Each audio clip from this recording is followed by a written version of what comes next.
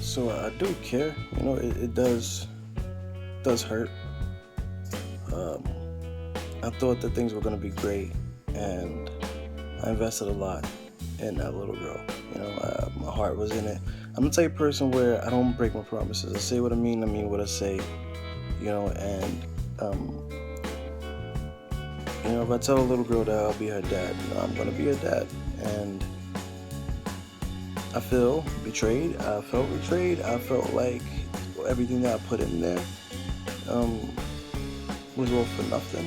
I feel like whether or not somebody's a biological mother, you don't get to rip away a child or anything that a person attaches themselves to just because you have the power to do so. I think that's very cold. I think that's very cold-hearted. It's very soulless. Um, and I can't see why anybody would really do that to somebody. Because not only are you hurting your daughter, you're also hurting me. And when you find out, that the person you're with or will get with or whatever really doesn't give two shits about that, little girl, and you realize that you had somebody that did, and, you ripped them apart from that person's life, you're going to feel like an asshole. If you don't want to be in a relationship with us, I want to say us because I'm polyamorous, so for us, I understand that. But when me and the little girl had a bond, and she called me daddy, you know what I mean? And I called her my little princess, you know what I mean? Like, I think it's fucked up to deny her, somebody that actually does really do care about her. You could check, look, I had the whole gifts thing and ready and all that shit, and it hurts.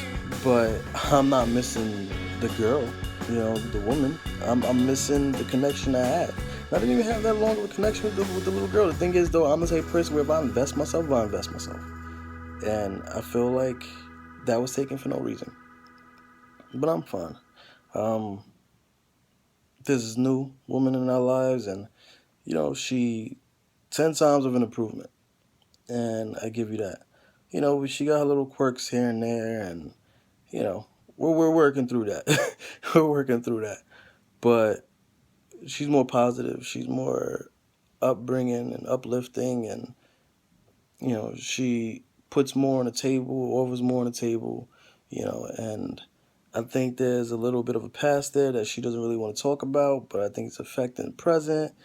But that's for us to, to talk about and hold and settle. But I think there's a lot of potential there, and we're in the process of again packing and moving and all that shit. So hopefully by April we'll be in a new place and all that good stuff. But I'm looking back on the past 2 years, and it's been a hell of a ride. Didn't think I would get here. Didn't think that any of this would even happen to me, good and bad, But I guess for everything good, you gotta sacrifice some shit. So the bad comes with the good comes with the bad, and the only thing you can try to do is overcome it. So for the next 24 hours, basically what I'm going to be doing is reminiscing and reflecting on my entire life. My birthday is tomorrow, and I guess with that comes a lot, and I believe that if you're not doing anything for your birthday, I believe if you're not celebrating your birthday, you're not going anywhere for your birthday is another year you're older. It should be another year you're wiser.